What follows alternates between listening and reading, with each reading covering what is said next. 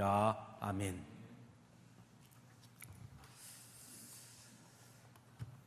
성도의 시작점, 출발점이 무엇일까 생각해 본 적이 있습니다. 만일 성도됨이 우리의 노력이나 또는 우리의 어떤 것들을 통해서 얻는 것이라면 각각 조금씩 다를 수도 있겠지요. 그러나 성도의 출발점은 하나님의 부르심에 있을 것입니다. 하나님이 부르셨으므로 우리가 성도가 되는 것이죠. 그런데 이 부르심 안에는 몇 가지, 우리는 그냥 부르심 이렇게 말하지만 그 안에는 몇 가지 의미들이 담겨 있다라는 것입니다. 하나는 택함이라는 의미가 있죠. 하나님이 부르셨다. 그 말 속에는 하나님이 택하셔서 부르셨다라는 의미가 있으니 그 부르심 안에는 하나님의 택함, 택정하심이라는 것이 있는 것이겠죠. 두 번째는 그 부르심의 주체가 하나님이시니 그 부르심 안에는 하나님의 전적인 은혜라는 것이 담겨 있는 것이죠. 우리가 부르심을 받을 만한 자가 되어서 하나님이 부르신 것이 아니라 하나님이 우리를 부르셨으므로 하나님 앞에 설 수 있게 되었으니 그것은 하나님의 전적인 은혜라는 것이 부르심 안에 담겨 있다 할 수 있을 것입니다. 또 한 가지 부르심의 안에는 무엇이 있을까? 그것은 아마 부르신 이유가 있겠죠. 왜 하나님이 우리를 부르셨을까? 하나님께서 나를 부르신, 나를 택하시고 나를 부르신 하나님의 이유, 하나님의 목적이 있을 것이다 라는 것을 우리가 생각해 볼 필요가 있을 것입니다. 그래서 우리가 부르심 이렇게 말하면 그걸 좀 더 유식한 말로 소명이라고도 말하는데요. 그러나 그 소명이라는 것은 그런 의미에서 하나님의 부르신 이유, 하나님의 택하신 목적이라는 것을 생각한다면 그 소명은 다른 말로 사명이 될 수 있는 것이죠. 그래서 오늘 본문에서도 사도 바울은 사명이라는 말을 씁니다. 그렇죠?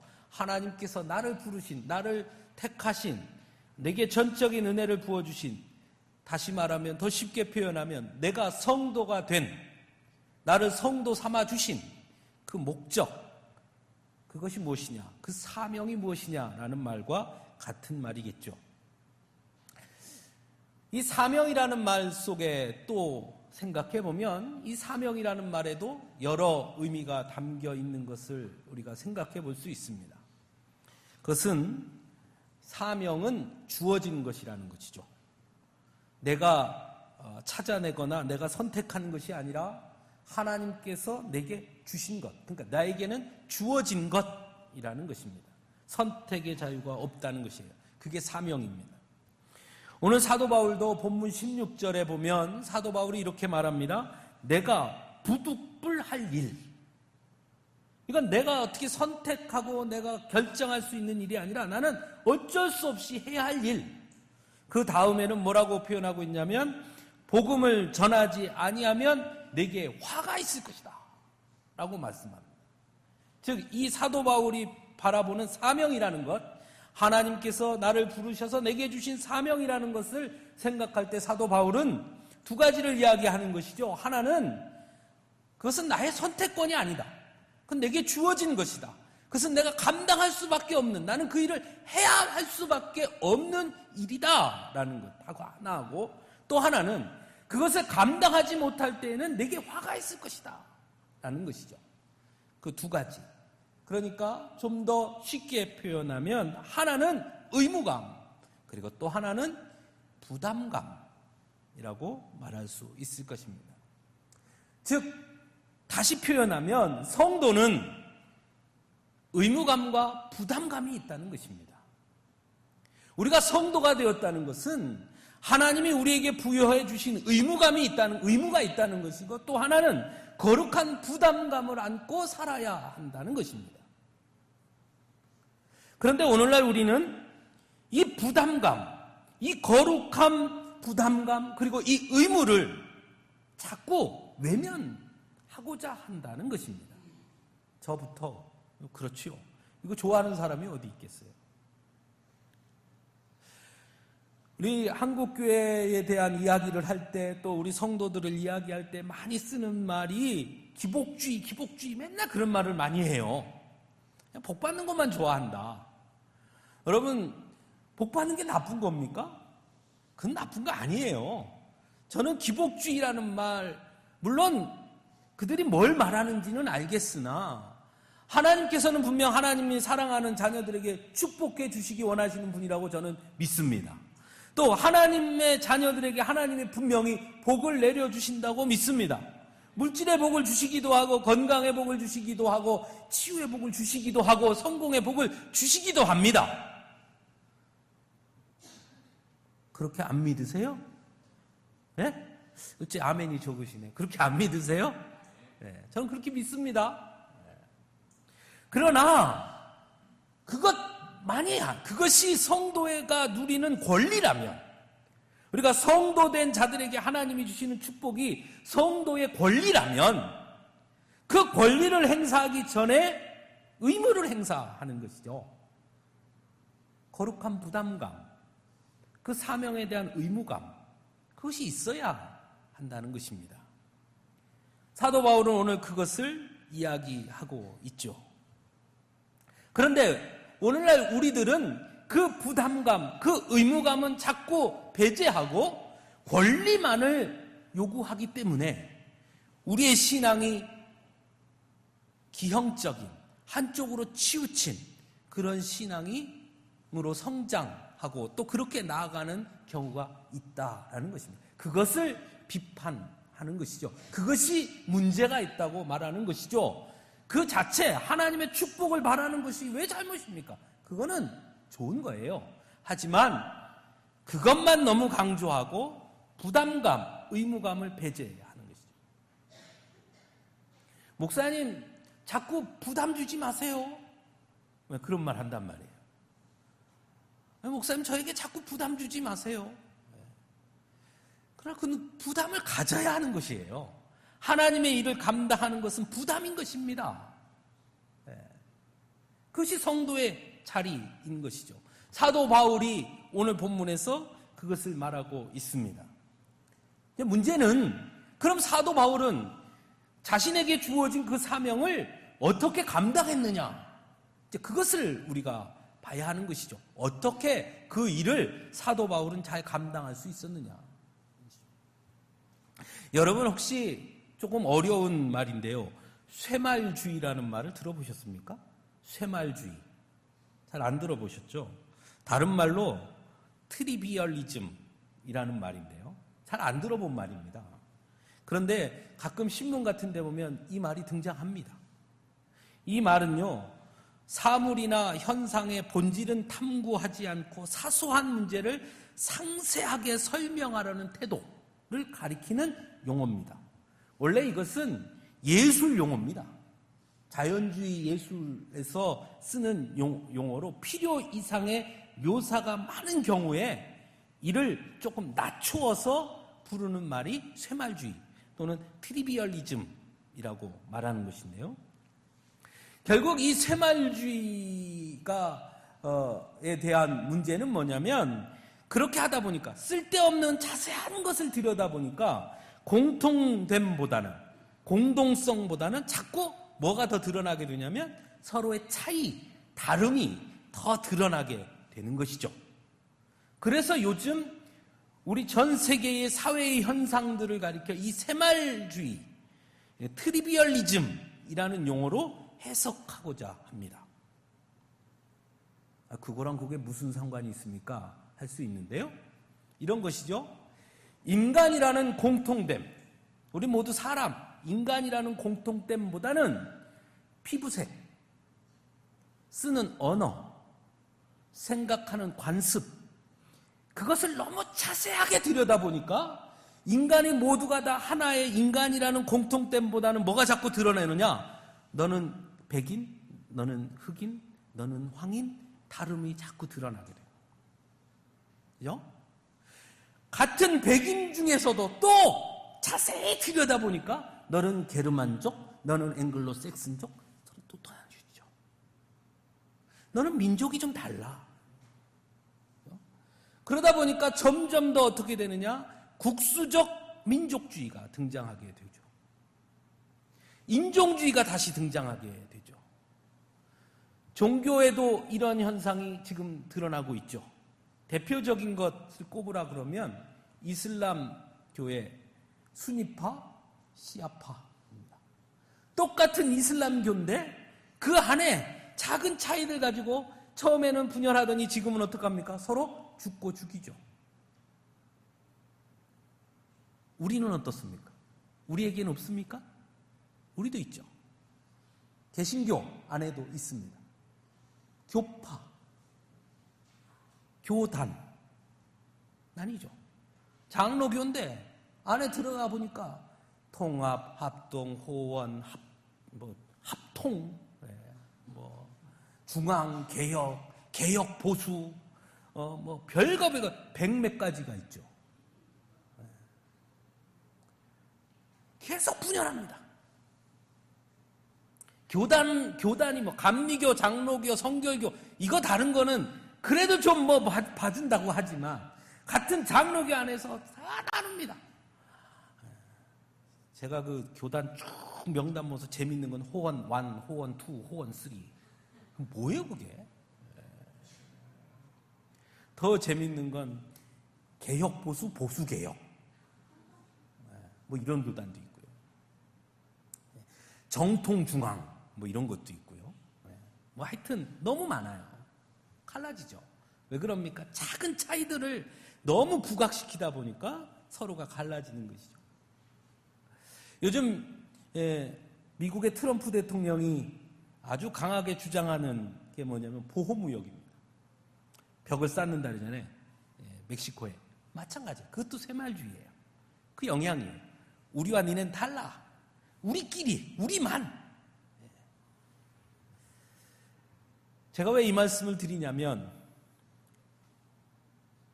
하나님이 주신 그 사명이라는 것은 궁극적으로 복음을 증거하는 사명인데, 그 복음을 증거하는 데 있어서 우리가 잘못 생각하는 것 중에 하나가 배타성입니다.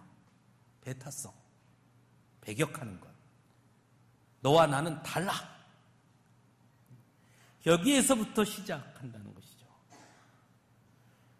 성경은 우리에게 두 가지를 동시에 이야기합니다. 예수 외에는 다른 길은, 구원에 이르는 다른 길은 없습니다. 예수 외에는 없습니다. 그렇게 믿으십니까? 저도 그렇게 믿습니다. 예수 외에는 구원의 길은 없습니다. 가서 석가모니에게 108번뇌를 1000일을 한다고 해서 되는 일이 아닙니다. 예수 이름 외에는 하나님께로 갈 길이 없습니다. 하나님이 우리에게 가르쳐준 유일한 길은 오직 예수 그리스도 외에는 없습니다. 다른 길은 없어요. 배타적이죠. 다른 것은 안 된다는 거예요. 오직 예수 그리스도만 배타적인 거예요. 분명히 성경은 우리에게 그걸 가르칩니다. 그건 중요합니다. 그러나 그 복음을 전하는 데 있어서는 어떠해야 하느냐? 그건 좀 다른 문제입니다. 오늘 본문에 보면 사도 바울은 매우 큰 포용성을 말하고 있습니다. 왜냐하면 복음을 전한다는 것은 곧 사람에 대한 사랑이 시작점이기 때문에 그렇습니다. 사랑은 다름을 받아들이는 것이 사랑입니다. 저도 결혼해서 20년 넘게 살아보니까요, 저희 집사람하고 저하고 20년을 넘게 살았으면 이제는 좀 같아질 만도 한데, 살면 살수록 다르다는 것을 더 많이 알게 됩니다. 그런데 예전에는 그 다른 것 때문에 싸웠거든요. 근데 이제 오래 살다 보니까 그 다름이 내가 사랑한 이유인 거예요. 네? 그 다름 때문에 사랑한 거예요. 나랑 똑같았으면 사랑 안 했을 거예요. 다르니까 사랑한 거예요. 그렇잖아요. 몸부터 다르잖아요. 다름이 사랑의 이유예요. 우리가 복음을 전한다는 것은 사람을 사랑하기 때문에 복음을 전하는 겁니다. 그 사람을 사랑하니까 그 사람에게 복음을 전하는 거예요. 그 사람이 미우면 복음을 전할 이유가 없어요. 그 사람을 사랑하기 때문에 복음을 전하는 것입니다. 그러면 그 사랑 안에는 뭐가 있는 것이냐? 다름을 받아들이는 거예요. 수용하는 거예요. 포용하는 거예요. 그것이 방법이에요. 오늘 사도 바울이 말하는 것이 그것입니다. 오늘 사도 바울이 이렇게 말하죠. 유대인에게는 유대인처럼, 이방인에게는 이방인처럼, 약한 자에게는 약한 자처럼. 즉 사도 바울이 복음을 전하는 데 있어 사도 바울의 가장 중심은 뭐였냐면 그들과 함께 하는 것이었습니다. 유대인들에게 그렇게 하면 안 돼! 한 것이 아니라 그들과 같이 했고, 이방인들에게 그게 아니야! 한 것이 아니라 그들 자리로 함께 갔던 것이죠.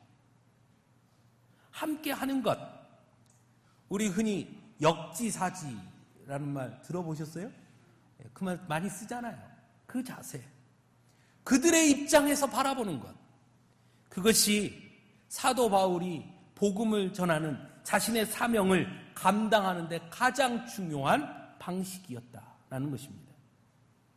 서로의 차이를 좁히고 오히려 접촉점을 찾는 것. 사실 말이 쉽지 사도 바울이 했던 일들을 가만히 들여다보면 쉬운 일이 아닙니다. 그는 이방인의 사도로 부름을 받았습니다. 그러나 그는 우리가 잘 아는 것처럼 유대인 중에 유대인이었습니다. 그러나 또한 잘 아는 것처럼 유대인 중에 유대인이었던 그가 유대교를 배신했습니다. 유대인들 입장에서 볼 때요. 그런 그가 다시 유대인 곁으로 다가간다.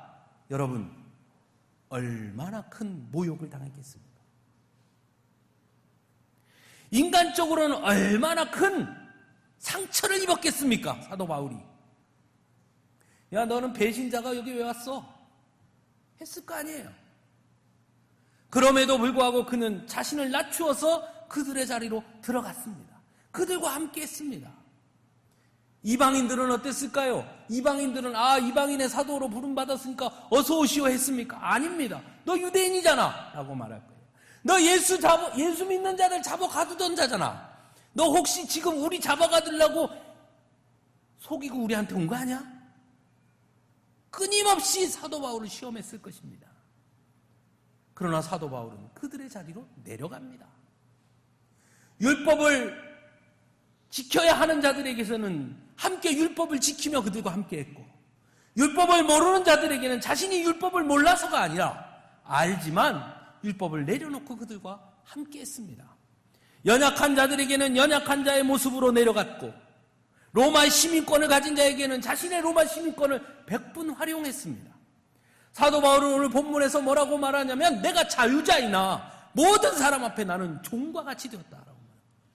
자신의 사명을 감당하기 위해서 개인적 갈등이나 그들에게 받았던 핍박이나 자신의 상처나 그것은 다 내려놓고 복음을 위해 그가 사도 바울이 내걸었던 그의 복음을 위한 사명을 감당하는 그의 유일한 방법은 포용성이었습니다.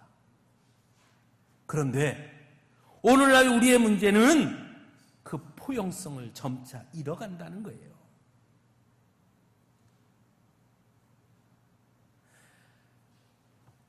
자꾸 다름을 드러내지요. 여러분, 교회는 가난한 자들의 벗입니다. 올해 우리 교단의 주제가 뭐냐? 거룩한 교회 다시 세상 속으로예요. 그 세상은 그 밑에 보면 마을이라고 되어 있어요. 즉 우리가 가야 할, 교회가 가야 할 세상은 우리나라 상위 10%의 세상이 아니라 가난한 자들, 헐벗은 자들, 고통받는 자들, 그들의 마을로 들어가는 것이 교회인 것입니다. 그런데 지금 교회들이 어떻게 서 있습니까? 어디를 바라보고 있습니까? 어디를 흠모하고 있습니까?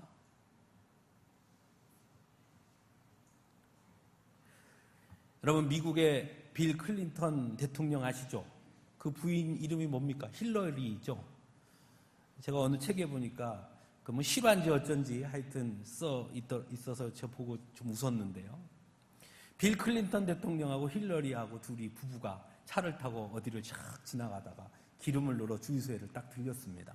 그런데 그 주유소에서 기름을 넣는 사람이 이 힐러리 여사의 고등학교 친구인데, 그 고등학교 때 이 힐러리 여사를 사랑했던, 힐러리 여사도 좋아했던 첫사랑을 만난 거예요. 그래서 그 기름을 넣으면서 그 기름 넣는 사람이 힐러리 여사한테 어휴 오래간만이야. 그러니까 힐러리 여사가 자기 남편한테 저 사람이 내가 고등학교 때 참 우리가 사랑했던 뜨거웠던 첫사랑의 남자야, 이렇게 얘기를 했습니다. 그 말을 듣고 나서 빌 클린턴이 주유를 다 놓고 딱 지나가다가 갑자기 힐러리에게 이렇게 말합니다. 당신 만약에 그 사람 나랑 결혼 안 하고 그 사람하고 결혼했으면 당신은 지금 주유원의 부인이 돼 있을 거야. 그러니 나한테 잘해. 왜? 대통령 부인 됐잖아요. 그랬습니다. 그랬더니 힐러리가 딱 듣다가 이렇게 말을 합니다. 아니, 그 사람이 나랑 결혼했으면 그 사람이 대통령이 됐을걸? 양보하지 않는 거예요. 모든 것에 이기고 싶은 거예요. 부부간에도. 그죠? 여러분 가정에도 그런 비슷한 일 많죠? 아이가 잘하면 지 엄마 닮아서 그런데 뭐 좀 잘못하면 지 아빠 닮아서 그렇죠? 그 갖고 싸우죠.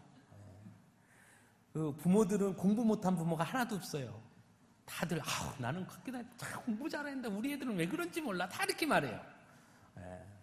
저희 어머니도 하고 저희 아버지도 그랬는데 제가 그때는 왜 그 생각을 못했는지 몰라요. 지금 같으면 그럼 성적표를 한번 떼어봅시다 했을 건데, 어머니 아버지 성적표를 떼어서 좀 비교해 봅시다 했을 건데 그때 생각을 못했는지 몰라요. 작은 일에도 양보하지 않고요. 만일 빌 클린턴 대통령이 당신이 그 사람이랑 결혼했으면 주유원이 됐을 거야 했을 때 힐러리 여사가 그래 맞아, 참 나 당신하고 결혼하기 참 잘했어, 당신 참 나를 이렇게 대통령 사모가 되게 해주셔서 너무 고마워, 당신 사랑해, 얼마나 좋았을까요? 거꾸로 힐러리가 내가 그 사람하고 결혼했으면 그 사람이 대통령이 됐지 이렇게 말하면 클린턴이 맞아 난 자네 때문에 내가 대통령이 될 수 있었어, 참 자네 덕이야, 내가 참 장가를 잘 갔지, 얼마나 좋았을까요? 근데 그러지 않는다는 거예요. 부부간에도. 그런데 하물며 남을 배려하고 남의 상대방의 입장을 배려해주고 그 상대방의 입장에서 생각한다는 건 쉬운 일이 아니지요. 사도 바울은 그런 포용성을 가졌던 것입니다. 그럼 어떻게 그런 포용성을 가질 수 있었을까요? 그게 중요하겠지요. 오늘 본문에 이렇게 말합니다. 내가 복음을 위하여 모든 것을 행함은, 그 다음에 뭐라고 말하냐면 복음에 참여하고자 함이라. 왜 내가 그렇게 해야 하느냐? 왜 그렇게 해야 할 수밖에 없는 이유가 뭐가 있었느냐? 복음에 참여하고자 합니다. 복음에 참여한다는 말이 무슨 뜻일까요? 좀 어렵지요? 그 말을 사도 바울이 좀 풀어서 쓴 말이 있습니다. 뒤로 넘겨보면 27절에 한번 봅시다.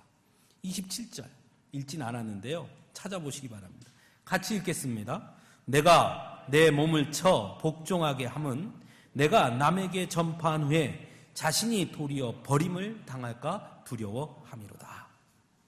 그렇게 할 수밖에 없었던 이유는 복음을 전하고 오히려 복음을 전한 내가 복음으로부터 버림을 당할까, 복음으로부터 멀어질까 합니다. 그게 복음에 참여하고자 라는 뜻입니다. 내가 중심이 돼서 나 중심이 되어서는 안 되지만 또한 내가 배제돼서도 안 된다는 것입니다. 우리가 복음을 전함에 있어 잘못 오해하거나 우리가 실수하는 부분이 바로 이 부분입니다. 예수 잘 믿어, 기도 열심히 해, 예배 잘 드려 우리는 말하지만 그 자리에 항상 내가 배제되어 있다는 것입니다. 너 잘해. 너와 내가 잘해야 하는 것인데. 복음을 전함에 있어 하나님의 사랑을 말하지만 그 하나님의 사랑 안에 내가 거하지 못한다면 안 된다는 것입니다. 그것이 복음에 참여한다는 것입니다. 함께 참여하여 복음을 나누며 함께 동역자로 교제하는 것, 그것이 복음에 참여하는 것입니다. 그러기 위해서 그들을 품에 안는 것이죠. 예수님께서 이 땅에 오셔서 공생의 기간 동안 예수님의 별명은 죄인들의 친구였습니다. 왜 죄인들의 친구가 됐습니까? 죄인들을 구원하기 위해서 오셨으니까. 그러니까 죄인들의 친구인 거예요. 가늠한 여인, 세리, 중풍병자, 혈루병 앓던 여인, 안진뱅이, 예수님은 항상 그들 곁에 가셨습니다. 제가 항상 우스갯소리로 그런 말씀 드리잖아요. 병 고치는 게 주 목적이었다면 갈릴리 마을에 딱 들어오셔서 제일 높은 산에 딱 올라가가지고 밑에를 쫙 내려다 보신 다음에 이 마을에 있는 병자는 다 날지어다 했으면 다 났을 것 아닙니까? 그게 아니었어요. 더 중요한 건 그들과 함께 하심이었어요. 그들과 함께 하심.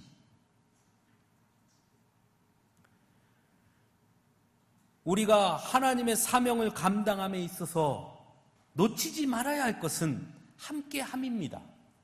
함께함. 내가 먼저 예수를 만났고 내가 예수 그리스도의 제자가 되어서 지금 믿음을 말하고 복음을 말한다 할지라도 그들과 함께함이 없다면 그것은 거짓입니다. 하나님께서 우리를 부르셨고 우리에게 사명을 주셨습니다. 여러분 모두에게. 그 사명이 때로는 매우 부담스러울 것입니다. 어떻게 감당해야 될지 잘 모를 수도 있습니다. 도대체 언제까지 우리가 그들을 배려하고 이해해줘야 하냐고 할 수도 있습니다. 그러나 우리가 그들에게 가지 않는 한, 우리가 그들과 같아지지 않는 한 그 사명을 감당할 수 없습니다. 사랑하는 성도 여러분, 나의 마음의 문을 여는 것부터 시작하는 것입니다. 다름이 틀림이 아니라 다르기 때문에 받아들이고 포용할 수 있는 그 마음을 가져야 합니다. 그들을 품에 안고 그들이 예수 그리스도의 사랑으로 변화될 수 있도록 우리가 그들을 품에 안아줘야 합니다. 예수의 사랑으로 안을 수 있어야 합니다. 그 복음을 증거하는 사명을 그렇게 감당해야 하는 것입니다. 그렇기 때문에 어려운 것이에요. 사랑하는 성도 여러분, 여러분은 지금 그 사명을 어떻게 감당하고 있습니까? 우리 교회는 그 사명을 지금 어떻게 감당하고 있지요?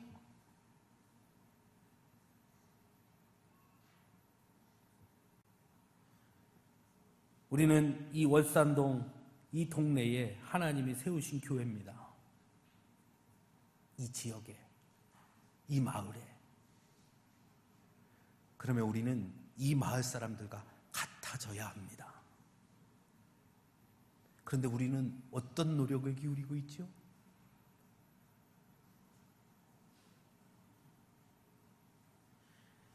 지난번 눈이 잔뜩 왔을 때 누군가 밖에서 눈 치우는 소리가 들려서 깜짝 놀라서 문을 열고 내다보니 웬 젊은 청년들이 우리 교회 마당에 눈을 치우고 있었습니다. 깜짝 놀라서 내려가서 어디서 오셨어요? 그랬더니 저 교통정보센터 직원들이 우리 교회 눈을 치워주고 있었어요. 아유, 어떻게 우리 교회 눈까지 치워줍니까? 그러니까 그분들 하는 말이, 아유, 목사님 매일 여기 주차장에다 차를 주차하는데 저희가 마땅히 해야지요 하면서 눈을 치웠어요. 우리는 때로 교회 주차장을 개방해서 사람들이 차를 대는 것이 때로 불편했습니다. 그래서 때로 원망도 했고요. 아이, 저 문을 확 잠궈버릴까? 그런 생각을 했습니다. 담배꽁초를 아무데나 버리기도 하고 쓰레기도 버리니까요. 우리 기호순 권사님이 주일 아침에 일찍 오셔서 그거 줍는 거 보면 화딱지가 나지요. 그런데 우리가 열었더니 그들도 우리에게 다가오는 겁니다. 제가 보는 데서 들으라고 그 눈 치우는 사람들 중에 제일 높은 분이, 너희들 요새는 여기다 담배꽁초 안 버리지? 직원들한테 그러더라고요.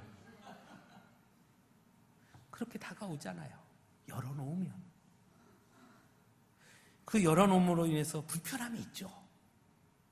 어렵죠. 어떨 때는 차가 안 빠지기도 하고, 어떨 때 우리가 쓰려고 보면 남의 차가 다 돼 있어도 우리 교인들이 찾을 데가 없어서 돌아다녀야 되고 불편하지요. 하지만 열어놓으면 그들도 오는 겁니다. 예배당도 열어놓고 교회도 열어놓고 그 언제든지 찾아오고 다가오고 그렇게 돼야 되지 않겠어요? 우리가 열어내는 것, 열어놓는 것, 그것이 하나님이 우리에게 주신 사명을 감당하는 첫 걸음의 시작. 우리 모두 그것을 기억하면서 우리에게 주신 그 사명에 대한 거룩한 부담감을 가지고 그 일을 감당하는 한 걸음 한 걸음 그렇게 내딛는 우리 모두가 될 수 있기를 간절히 바랍니다. 함께 기도하겠습니다.